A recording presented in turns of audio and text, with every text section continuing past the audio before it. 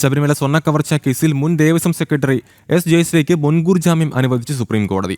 Custody അനിവാര്യമെന്ന നിലപാടിൽ സംസ്ഥാന സർക്കാർ ഉറച്ചു നിൽക്കാത്ത സാഹചര്യത്തിലാണ് മുൻകൂർ ജാമ്യം അനുവദിച്ചത്. ആവശ്യമുള്ളപ്പോൾ SITക്ക് മുമ്പാകെ ഹാജരാകണമെന്ന ഉപാധികളോടെയാണ് മുൻകൂർ ജാമ്യം നൽകിയത്.